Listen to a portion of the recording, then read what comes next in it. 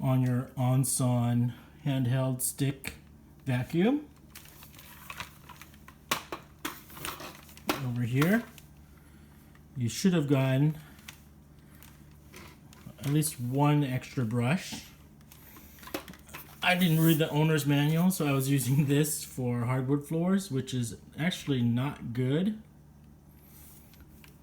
You'll want to use instead, I guess this attachment. There might be more. This is all I could find. It's been over a year now. So this attachment, the one with the less brushes, and it's pretty more of just the rod itself. This is for hardwood, and this is for regular carpeted areas. So use this for, what's it called, hardwood. Use this for carpeted. And again, I'll do really quickly how to remove it. You just click this out, and then you can pull up from this end.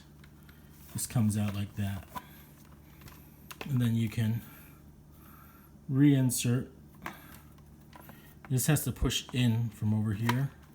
Fits in. If you can sort of push it in. If you don't, it won't fit. It's just like stuck like this, but you push it in. Comes in. And I kind of fit it in. Push it in, and it should slide right through very easily. Show you, just slides right through once you push it in correctly. And then you close it, and it's ready to roll. So this is my Onson Stick Vac.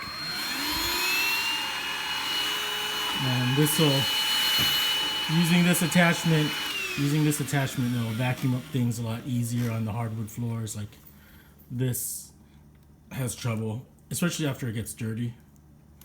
But this one will allow you to vacuum up dirt and debris.